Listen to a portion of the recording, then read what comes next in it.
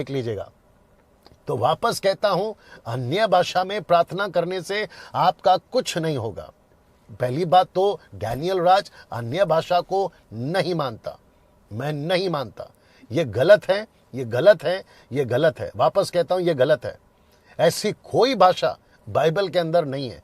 ऐसी कोई भाषा यीशु ने नहीं बोली, ऐसी कोई भाषा पतरस और पौलुस ने नहीं बोली, और ना ही किसी कलीसिया ने बोली जो आजकल हमारे मसीह समाज में चल रहा है। मैं उसके सख्त खिलाफ हूं। मैं आपको बता रहा हूं, मैं सख्त खिलाफ हूं। होती है, इसलिए नहीं समझ पा रहे हैं। बहुत सारे लोग भटक रहे हैं और खुद भी भटक गए और दूसरों को भी भटका रहे हैं। तरह तरह की बातें बता रहे हैं, तरह तरह से लोगों को एक्सप्लेन कर रहे हैं। आगे इसलिए कि वह देखते हुए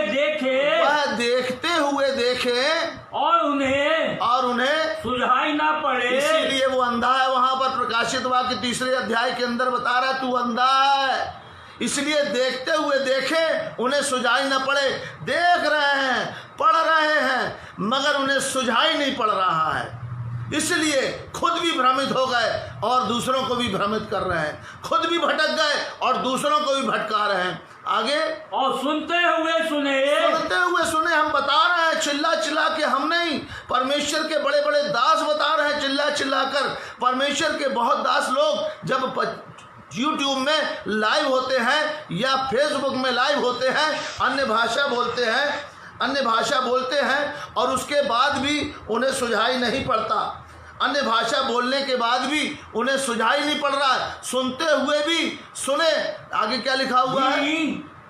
और ना समझे, उनको समझ में नहीं आ रहा है। सुन रहे हैं, करोड़ों अरबों लोग, खरबों लोग अन्य भाषा बोल रहे हैं। पवित्र आत्मा का दान प्रेरितों के काम के दिनों से लोगों ने पाया, लेकिन न उन्हें दिखाई दे रहा है। सुन रहे हैं, उसके बाद उन्हें सुनाई नहीं दे रहा है। उनके अंधे और कान दोनों बहरे हो चुके हैं। आगे, ऐसा ना हो कि वे फिरें और क्षमा किए जाएं। यानी हर व्यक्ति को बूझने के लिए, समझने के लिए और सुनने के लिए मन फिराना बहुत आवश्यक है। मन जब फिराएंगे, क्या बोलूं, तो उसी बात को परमेश्वर ने मुझ पर प्रकट किया, वो मैं आज आपके सामने रखने जा रहा हूं। बहुत गहरी बात है। जो लोग विरोध करते हैं अन्य भाषा का, पवित्र आत्मा के बपतिस्मे का, पवित्र आत्मा के दान का, और दुनिया की बातें और तरह तरह की बातें करते हैं, आज के वचन के द्वारा परमेश्वर उनके भी बुद्धि को खोलेगा और जो बहकाए गए हैं उनके भी दिमाग को खोलेगा। मैं आपको फिर से एक बात बताना चाहता हूं कि आजकल बहुत सारे उपदेशक उठ खड़े हुए हैं और बहुत लुभावनी बातें कहकर और दुनिया की बातें कहकर और वचन के पुराने नियम के ज्ञान को और पुराने नियम की बातों को बताकर लोगों को अटैक कर रहे हैं। तो ज्ञान की बातें बता रहे हैं, ज्ञान कंप्यूटर से, इंटरनेट से और ज़माने भर से ज्ञान इकट्ठा करते हैं और गूगल महाराज से उन ज्ञान का कई भाषाओं में ट्रांसलेट करते हैं और फिर ट्रांसलेट करके और लोगों को भरमाते हैं। ऐसे लोगों के विषय में बाइबल में एक बात लिखी हुई है, मैं आपको पढ़ा देता हूँ।